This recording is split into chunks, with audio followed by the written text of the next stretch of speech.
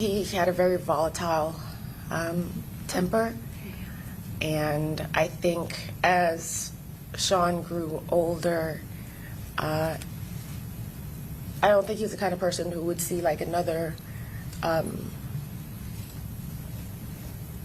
confident male, even if it is his son. Maybe he was threatened by the person that Sean was becoming, but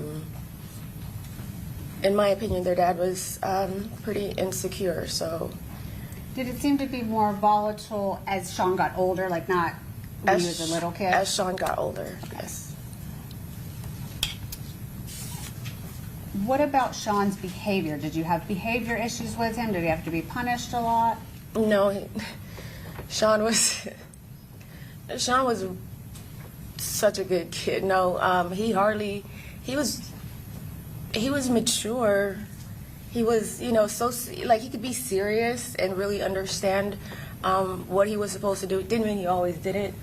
He, he did the usual kid things. You had to tell him 2 or 3 times, hey, go clean up your room, do the dishes, stuff like that. But he never made a big fuss about it. We didn't really have any arguments.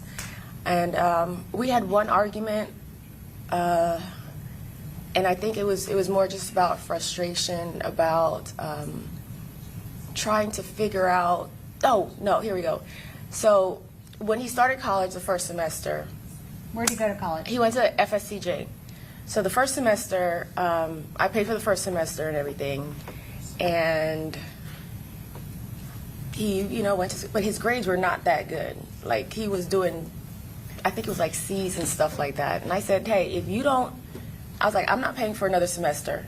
You're gonna have to pay for it. So his grades around, and I was like, when you have investment in, your own thing, and mama's not paying for it, and you gotta use your own money for it, I think it really gave him like a kick in the butt to realize that, hey, you gotta take this seriously when you're the one who's invested. Where was he working to pay for school? He worked a number of places. He worked at the Omni Hotel, one of the restaurants there up in Amelia Island. But he also did his pressure washing and photography. He did social media for a few of the clubs here in Jacksonville. He did, player highlight reels for basketball players.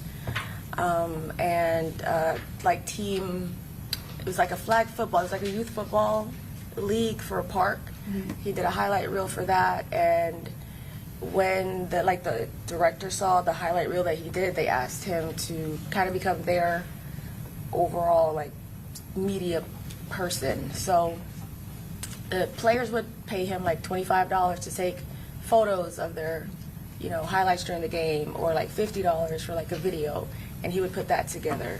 That was his own little business? That was his own little business, yes. What did he go to school for? Do you remember? What did he start studying? He got into media when he was at Julia Landon, and I had no idea that would become such a passion of his, but at first he wanted to be a news anchor, and then he decided that he just wanted to get into film and photography. So he wanted to go to the LA Film School, and he wanted to get into, doing filmography and things like that. Would you describe Sean as being driven? He is, yes. And what was his relationship like with his siblings or any other family members? Him and his sister, they're very close. Even though they were 2 years apart, when they were little, people thought they were twins because they looked so much alike. Of course, they had their disagreements, they had their arguments and everything like that, but at the end of the day, they were so completely loyal to each other that it was a beautiful thing to see how they stuck up for each other, even though at home they tell each other to like shut up and get out of their rooms and stuff like that, but outside they are so loyal. You described earlier that Sean was helpful. Would you say that he's somebody that likes to help others? Yes. Do you think that he could be a good mentor? Oh, absolutely. What about your relationship with Sean now? I mean, obviously you were close with him growing up, and he lived with you, when you weren't deployed mostly, but have you maintained a close relationship with him as he's gotten into adulthood? Oh, yes. Yes, I have, and he's become the cool, logical head that, like I said, that's like, Mom, no, I don't think this is a good idea. He's still supportive of you? Oh yeah, he's still supportive of me, just as I was supportive of him as ever. He's my boy. And will you continue to have that relationship with him moving forward? Oh, forever, forever. Your Honor, may I have a moment? Questions? Just briefly.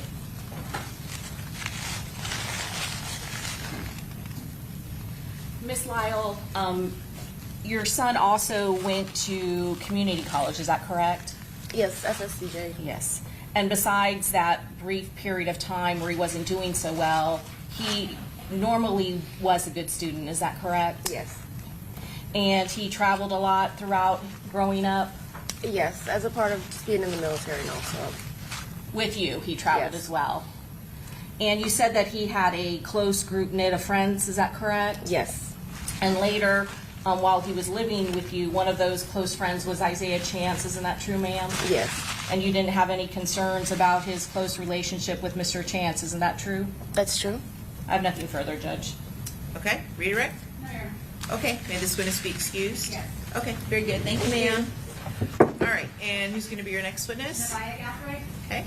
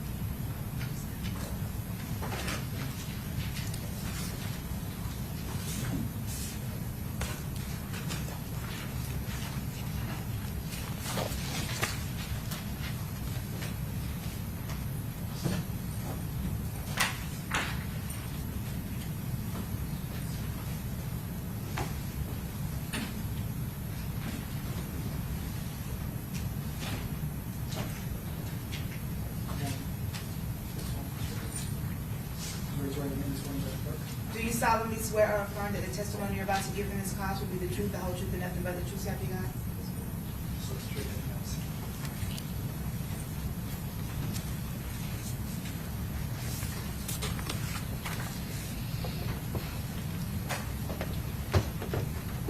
All right, you may proceed. Thank you, Your Honor. Good morning, ma'am. Good morning. Make sure you pull yourself up as close as you can to the microphone and just speak up if you can, okay? Yes. Will you please introduce yourself to the jury and spell your name for our court reporter, please? Nevaeh Gathright, my first and last. Please. Nevaehgathright. And Ms. Gathright, how do you know Sean Gathright? He's my brother. What's the age difference between you and Sean? 2 years. Are you older or younger? I'm older. You're older, so he's your baby brother? Yes, ma'am. Okay. Tell the jury a little bit about your relationship with Sean. Have you guys always got along pretty good? Yeah, I've never been away from Sean. We grew up together. That's my best friend. So ever since he was born, you guys were never separated? 'Cause we have heard a lot about your parents in the military and some moving around, but did you Yeah. guys always stay together? Yes, we moved a lot, but we've never been apart. So if he would go to Mississippi or you guys would stay with Grandma, you were always with him? Yes, ma'am. And so have you always been close? Yes. No fights? Of Of siblings. Tell me about Sean's character. What do you love about Sean? You said he's your best friend. What makes him your best friend? I guess just how little brothers are. Like, they pick on their sisters. He always bothers me, but in the good way. He used to, like when we lived in Mississippi, he would come into my room and he would put on all of my sunglasses. Or like, excuse me, he used to take my little TV on my dresser and he would turn it upside down. And I'd be like, why did you do that? And he'll just walk out. I don't know why, but he's a funny person. He's sweet, he's caring. He's always there for me when I needed him. We heard a lot about you guys got to travel Yes, together. What did you like about traveling with your brother? Just the fact that I got to experience new things and see the world with him was probably like, it's the best thing ever.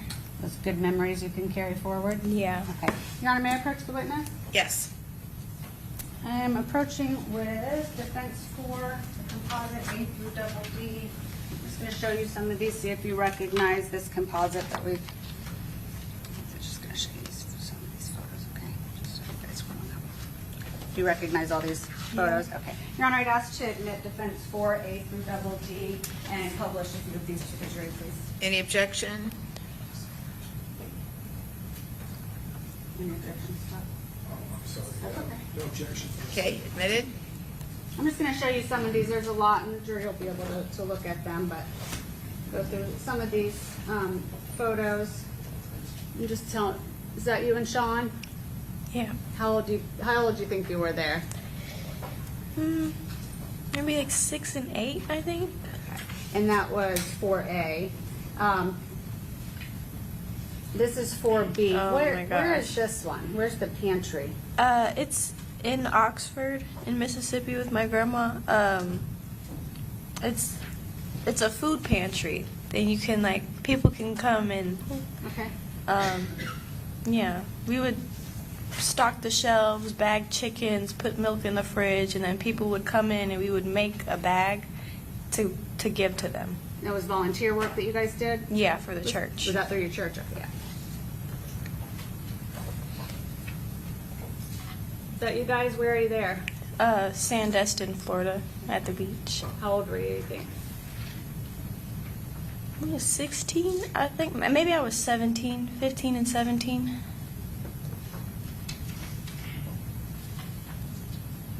That was his birthday. That Where was at were a you? restaurant. We heard a lot about Sean liking to cook. Did he cook for you ever? He never cooked for me Oh. specifically, but yeah, he was always in the kitchen. He was always making something. And I'm going to show you 4G. Yeah. Is that you guys? Mhm. What That does was. that picture say to you? He's just a silly, goofy little boy. Is that kind of common of what you would do with him and see him doing? Yeah. How old do you think you guys were there? Or where, what, you know? I think I was 16 here. He was 14. This was the year last picture. This was in California. What were you showing off here? He was showing off his braces, but like the Kodak Glee thing Uh-huh. that they do. That was just it. Did he take a lot of these pictures? Or pose for them? Yeah. What's happening in this photo? He got his ears pierced at Claire's for the first time. And he was like, "Can you hold my hand?" Well, he didn't want me to hold his hand, but I made him. But he didn't push you away either, did he? Mm-mm. How old was he when he got his ear pierced? I honestly can't remember how old he was. And that was 4J. I'm going to show you 4K. This looks like maybe a holiday. Yeah, that was Thanksgiving at my grandma's house. What makes you giggle? Just the fact that he used to do stuff like this with me, he wouldn't do this for anybody else. He wouldn't sit here and pose like that or just be silly. We call it the white girl pose. Oh. You guys there? Mm-hmm. And this looks like maybe Christmas time. Yeah. There's a lot of pictures of you. Yeah. Oh, this was in California too. You look a little younger there. It's hard to tell, but how old do you think you were there? You think you were 12 in this picture? Maybe. He was 12 or you were 12? He was 12, I think. Okay. Were you traveling there? Yeah, this is when he went to Scotland and Ireland, and I was dropping him off at the airport. They left on my birthday, though. He was sad, but it's okay. You didn't get to go on that trip? No, this was in Jamaica, What were you doing here? hanging our clothes we had just washed Why did you by have to do that? hand. Because we don't have a dryer. They don't have washer and dryer, so you got to wash your clothes by hand, hang them up on the line to dry. What kind of trip was that? I think that was a family reunion. That was us in Jamaica, too. Same one? Okay. Yeah. That looks like it got cut off, but maybe London? Yes, he had the little hat. Yeah. I was like, smile. He was like, the guards don't smile. Ever. Looks like you still got a little bit out of him, huh? Mm-hmm. And then would this be his high school graduation? Yes, ma'am. Okay. That was in Jacksonville? No, he graduated Mississippi. Mississippi, yes. And this looks maybe the same. Yes. Were you both living in Mississippi at that time? Yes, ma'am. Okay, and then I'm going to show you 4X.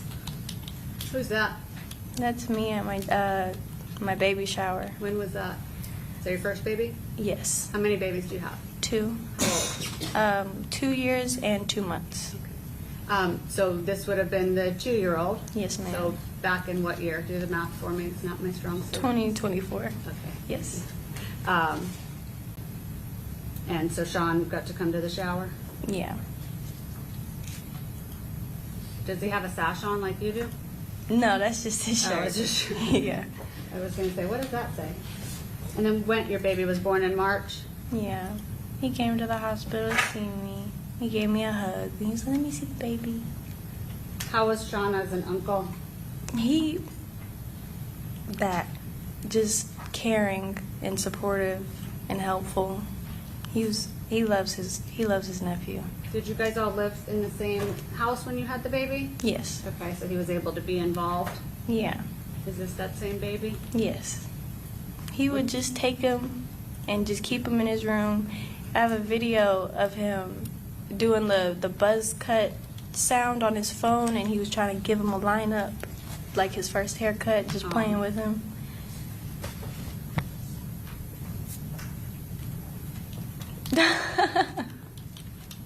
Looks like he's reading to a baby that probably isn't old enough to carry yet, huh? Yeah. Aww.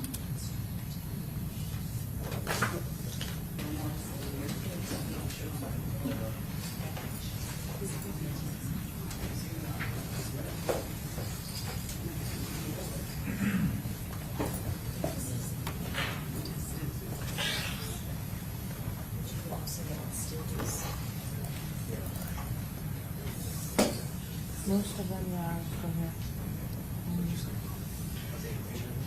Yeah, by number. Mm-hmm. By number, okay. Are they description? Yeah. So do I need this to possibly? Okay, so Mr. Gathright, this is another stage of the proceeding where you make the decision and only you get to make the decision whether or not to testify, okay? You can choose to remain silent or you can take the stand, be sworn to tell the truth, and then tell the truth. It's my understanding from your counsel that you wish to testify, is that correct? And has anyone, including your attorneys, threatened you or coerced you or harassed you in any way in order to get you to make this decision?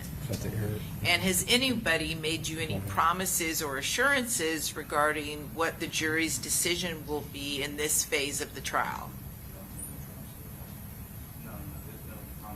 And you understand, no one can, right? No one can predict, like what any jury will do at any time. Your attorneys can do their best to advise you, but no one can ultimately predict. So do you understand that? Okay. And as far as at this stage of the proceedings, you will be permitted to testify, but we're not going to revisit necessarily facts, because then you risk potentially opening the door, and then you could find yourself in a situation where you could be required to answer questions about the case, and that's not what is meant to happen at this stage, and it could ultimately be negatively impacted. If I see somebody who I see, has a lot of potential and has a chance to keep them from, basically being able to be corrected at this opportunity and not come back, I try to take them under my wing. Let me ask you this. So, how old were you when you were arrested? I was 18 years old. We heard that you had started some college, obviously probably didn't get very far, right? Right. What have you done? Programs. I've also, I grew up, in church and, in a Christian household. So I refocused my, life to Christ. And, I've taken a lot of religious programs. I've read the Bible from cover to cover. I've tried to, share some word, and, we have prayer circles in the jail and stuff like that. I've led a couple, prayer circles, and I've tried to, kids around my age or, younger, since I'm 20 years old now, when you turn 18, you go to the adult pods and stuff like that. So if I see somebody who I see, has a lot of potential and has a chance to keep them from, basically being able to be corrected at this opportunity and not come back, I try to take them under my wing. As you see, I have a lot of resources and a lot of family that love me, and they've even, asked me like, hey, is there anybody in there who doesn't have somebody like that, who, could we send them some money, like, anything like that. So I've tried to, be a vessel for God to pour over my blessings into those around me. We heard from Mr. Benoska, who said that, in prison that there is opportunities at times to be a mentor, or you do orientations and peer-to-peer things like that. Is that something that you'd be interested in doing? Of course, I definitely want to, try my absolute best to course correct anybody from falling down a path that they don't have to take, especially the youth. I feel like that's my calling that God has put on my heart to, be a mentor to the youth and be a positive influence in this world.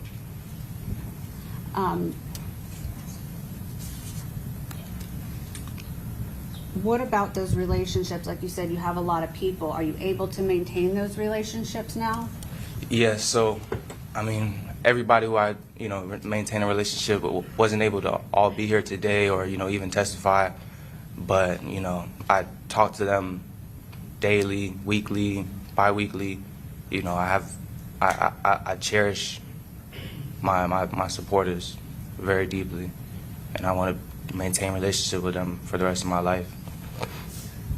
And I know, we're not going to talk about the case itself, right? But you said that you were taking accountability, you felt remorseful. Tell us what you mean by that and what statement you want to make. To the victim's family, I want to send my deepest condolences, and I understand that it's hard losing a child, a best friend, a brother, a cousin, and for that I just cannot say sorry enough. I feel terrible about the situation, and so I am grateful for the people I've met, for the lessons that I've learned, for just this experience in general, because it's one that I'll never forget, and it's going to shape the rest of my life. Sounds like there's that saying, it's kind of cheesy, but you make lemons out of lemonade or whatever. Make Lemonade out of lemons. Somehow. I obviously don't make lemonade, but it sounds to me like you are going to try and make the best of a bad situation. Does that sound about right? Of course. And are you going to continue to do that? Of course. I'm going to try to, continue a humble life, a righteous life, try to do the right things at all times, and, Will you apprise yourself? We've heard about some, courses and programs and things that you can get involved with to stay busy in prison. Is that something that you plan to do? Yeah, so hearing Raul's testimony was, the first glimpse that I have of, what prison it could be like.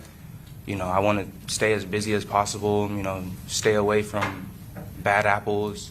I want to, keep a job, get into programs, try to get into any vocational things I can do, try to, keep my record clean to, go to the best incentivized things and have visits with my family. And, I just want to just stay out the way, I just want to make everything, peaceful as can be. So even knowing that you're not getting out of prison, you want to make the best of your stay there? Of course. Who wouldn't? If you're going to be somewhere for the rest of your life, why would you make your life a living hell? And you're young, right? You're 20? Yes, ma'am. Your Honor, may I have a moment? Yes. I'll pass the witness. Okay. State.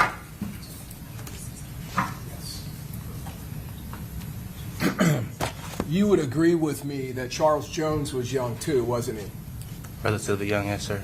26, right? Yes, sir. That's what the evidence showed us, correct? You were sitting here watching that, correct? The evidence that came in over the last several weeks? I was right there. Yeah. And you want to take accountability now, correct? You want to take accountability now that this jury has found you guilty, correct? Yes, sir. Weeks after we went through a trial. Is that your testimony? Objection, Your Honor. I'm going to sustain the objection. You indicated this was a traumatic experience. Is that right? Yes, sir. That's what you just testified to, correct? That's what I said.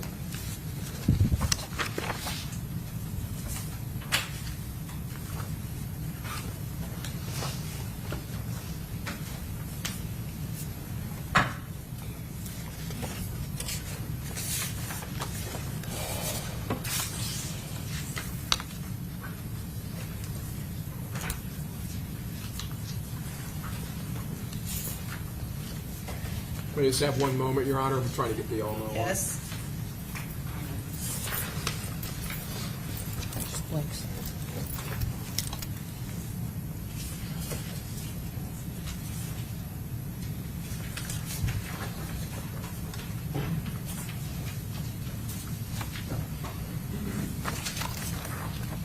Thank you, sir. You're welcome. Appreciate it. Stage 25C, you remember Gino Norris? Yes, sir. You remember him? He was also really young when this happened, wasn't he? I didn't know how old he was. Early 20s, 22. Would that surprise you? No, it wouldn't surprise me. Yeah. Gino Norris, who's not a gang member, who's Charles Jones' friend from the time they're children. That's the legal basis. The facts of the case that we were told. Okay. Come on up, counsel. 26C, Xavier Edwards. 25C, Gino Norris. And you saw the autopsy photos of Charles Jones. My question to you is, after you and your friends inflicted that carnage on June 23rd, and as you were running States 59C, this is actually you running to shoot them, but when you were running back past that Tesla, were you feeling a lot of trauma at that point? It was so long ago, I try to not remember anything from that night. Were you remorseful as you were running back with that AR-15 in your hands? Like I said, I try to remember nothing from that night. Was it traumatic to you as you went back to the car with that AR-15? Was it still smoking? Was it still warm in your hands from firing it? Sustain the objection. Were you feeling remorse as you were getting back into the Impala? Like I said, I just try to focus on today and moving forward. So the next day, that Impala, that was your car. You drove that around, right? It was your mom's, but you drove that car, correct? Yes, sir. It was my mother's car. All right. And that was the car you drove from Jacksonville to Tampa in, correct? Your Honor, I'm going to object beyond the scope. I'm working to a point, Your Honor. Okay, why don't we just get there? All right. So this car, this Impala that you drove from Jacksonville to Tampa in with Mr. Chance and Miss Andrews, the one that you drove in tandem with the Silver Cruise, the same car that you utilized to drive the assault team, the shooting team, which you were a part of that night. That same car that you drove around Tampa in the early morning hours for several hours, tracking, stalking, and hunting Charles Jones and his entourage. Permanent, sustain. That same Impala, you drove that to Polk County the next day, and you dropped it at your grandmother's house, right? The same grandmother who came in here last night and testified for you, correct? Overall, go ahead. You can answer that question. Isn't that correct? What is the question? You dropped the Impala, the one that had all of these shooters in it, the one that was utilized in this murder, that was such a vital cog in this plan. You dropped it at your grandmother's house in Auburndale, didn't you? I'm here to testify about today. Are you going to answer that question, or are you asking you specifically about your remorse? Were you remorseful when you dropped that car off and left it at your grandmother's house in Auburndale? I did go to my grandmother's house. Were you feeling remorse when you hugged her and got into the 4Runner and left her with the Impala after you wiped it down?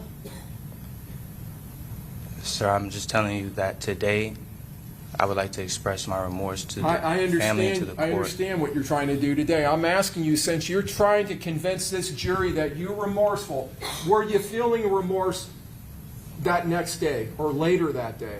I don't remember these days in detail, how I was feeling, what I was thinking. What about And later that night when you went to Orlando? Were you feeling remorse when you were out partying? Day party. What did you feel any remorse while you were drinking Don Julio tequila and putting that in your video and throwing gang signs? I'm here Did you to feel remorse testify then? about today, sir. We've all seen the evidence. We've all reviewed everything. Mr. Chance, it's not time for you now to make speeches. You've politely answered your counsel's questions. Can you not answer the state's questions? Is there something about my question you don't understand? I was getting to. I'm sorry, Mr. Mr. Gathright. I called you Mr. Chance. Excuse me. I was getting to my answer. Like I said, I've seen all the evidence. Well, we've all seen all the evidence, Yes, right? sir. That's true. And after all that evidence came in, and this jury based their true verdict on that, convicting you, now you're taking accountability? I'm gonna Is that correct? sustain the objection. I think the question on the table was remorse about in Orlando. It Okay? is, Your Honor. You just need to answer that question. So Okay? I'm going to ask you very specifically, okay? So try to focus with a laser beam here, Mr. Gathright. Were you feeling remorse when you were in Club Parlay in Orlando drinking Don Julio? Were you feeling remorse for what you did earlier that day? I don't remember how I was feeling or what I was thinking. Were you feeling remorse when you got pulled over in the 4Runner a couple of days later by the police? I don't remember. I was nervous. I mean, I had never been involved in any Were you police feeling matters. remorse when you were unloading the Impala and putting all of that evidence into the 4Runner? Did you feel remorse? Sir, I told you I don't remember how I was feeling or what I was thinking in those days. Mr. Gathright, you have led, you would agree with me, an extremely privileged life, haven't you? Yes, sir. You would agree with that, correct? I would. You've had a loving mother, correct? Yes, sir. A loving sister, correct? Yes, sir. You've had 2 wonderful grandmothers, correct? Yes, sir. You would agree with me, right? I couldn't deny that. One of which, probably, I'm assuming, sacrificed. It was a lottery system. It was a lottery system. Okay, so it was a magnet. Yes, sir. All right. She supported you going there, did she not? Everybody did. Gave Yes, sir. you open use of her house. Out of the military, I was just living there more so. I needed a change of scenery, and my relationship with my father wasn't sustainable. Okay? This is when you're in Oxford with your grandmother. Yes, sir. The nice lady we saw earlier came in here. Yes, sir. The one that has supported you and spoke so lovingly about you, correct? Yes, sir. And so you went to this preparatory school, and whether you got in there through a lottery or not, you would agree with me, not everybody gets to go to a school like that, correct? The lottery school, the magnet school I went to was in middle school when I was living in Jacksonville. The school I went to in Oxford, it was just a public high school. A public high school. Yes, Okay, sir. my mistake. So you went to that preparatory school in Jacksonville. Yes, sir. But again, that school was not something that every kid gets to go to, right? No, sir. Not every kid gets to have a counselor and a role model like Mr. Edwards, correct? No, sir. I was very blessed. And not many children get to fly in planes with their stepfather, correct? No, sir. And fly around in Asia and get to see islands off the coast of Okinawa, correct? No, sir. I was And go on very camp- blessed. You are very blessed, aren't you? Yes, sir. And not every kid gets to go to Scotland, right? No, sir. Or Ireland, No, sir. or Paris, No, sir. or London, No, sir. or Spain. No, sir. Cape Town or Johannesburg, or both in South Africa? Cape Town. Cape Town, beautiful city, right? Yeah. You got to go experience that when you were growing up, correct? I did. Because you had such loving people around you supporting you, correct? Yes, sir. In fact, your grandmother went with you on that trip, did she not? Or not on that one, but on the ones to Several Europe, trips, correct? yes, sir. Yeah. Yes, sir. And we heard you got to meet up with your sister in one of those trips, correct? I did. I had the privilege. So you always had someone there taking care of you, and you always had good, strong male role models, including people at your grandmother's church and your stepfather, Mr. Harrington, correct? I had male role models in my life growing up, but in my more formative years, more so 16 to 18, I didn't. I did not have a relationship with my father, and the male role models that came and testified, they were present but not intimately as whenever I was younger, maybe middle school years. But when I turned around 16 to 18, it was the females that actually had that caregiving and, you know, nurturing relationship with me. But Thank you for clarifying that. I appreciate it. yes, sir. Towards the more recent years, I didn't have that one-on-one and very close relationship with, you know, those male role models in my life. You know, you heard my stepfather say, you know, after the divorce.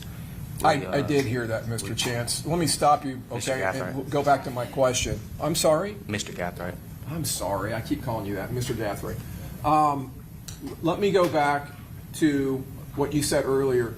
Between 16 and 18, you didn't have a male role model? Is that what you're telling the jury? I'm not saying, but not intimately. Mr. Edwards, right? Yes, sir. He had stayed in contact with you even when you graduated into high school, correct? Yes, sir. We definitely maintained a relationship, but And he it seemed to wasn't. be pretty enthusiastic about that, right? Yes, sir. In Yes. fact, you went on a cruise with him at some point, did you not?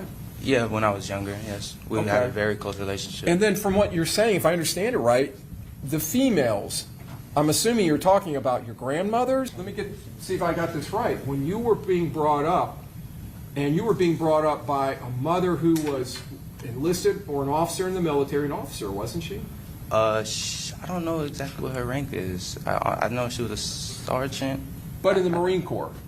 Yes, sir. She was in the Marine Corps. All right. And then you had a stepfather who was in the Air Force, right? Yeah, he was. Yeah, he was. From in the Air Force. time you were 3 all the way up to when they divorced in 2020. Yes, sir. All right. They did. All right. And they were excellent role models about living your life in a disciplined, honest, and right way, correct? And being law-abiding, correct? They really didn't have to worry about me. You know, Well, let me just answer my question. Would you agree with what I'm telling you? That they were excellent role models of Yeah. how to live a moral life? Yes, sir. They definitely instilled the foundation. May I have one moment, Your Honor? Yes. I have nothing else, Your Honor. Okay, redirect.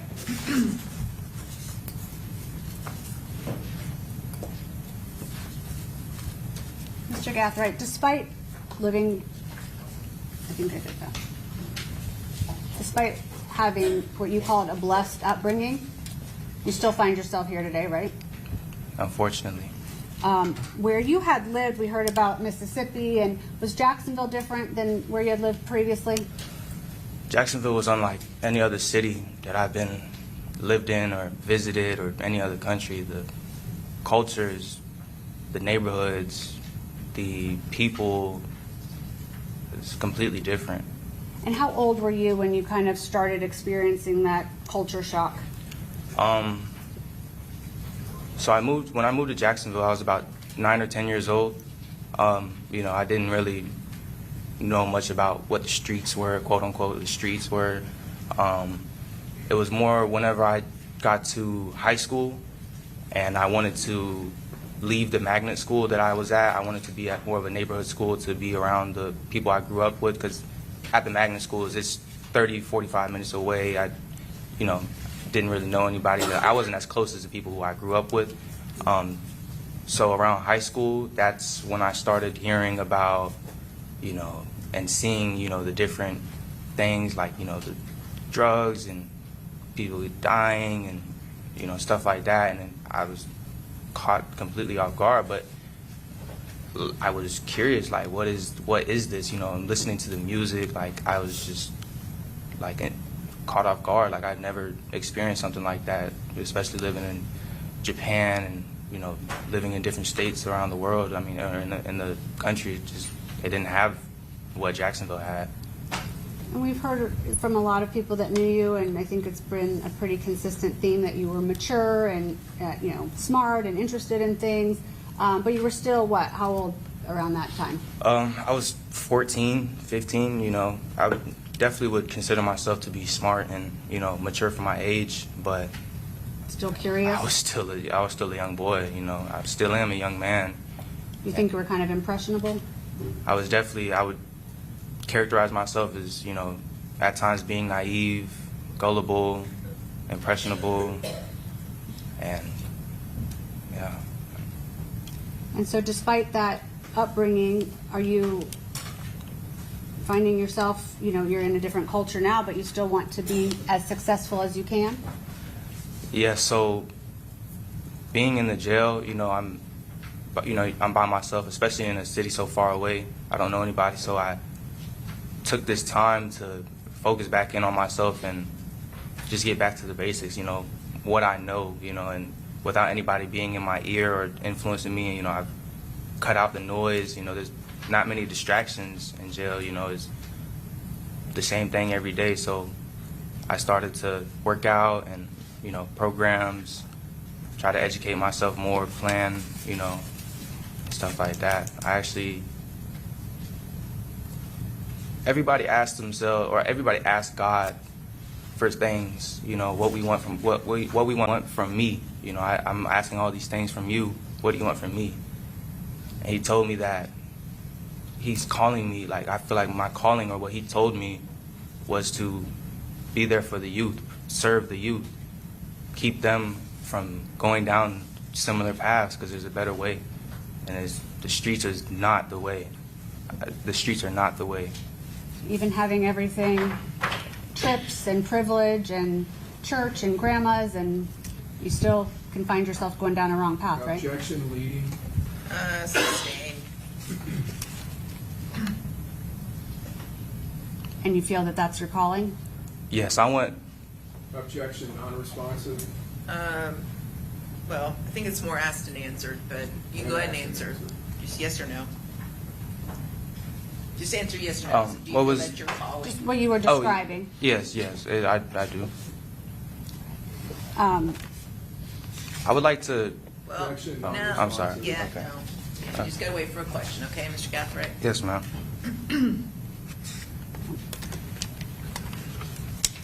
No further questions. Okay, very good. All right, members of the jury, I'm gonna have you step in just 2 minutes quick, and then we will return. All rise.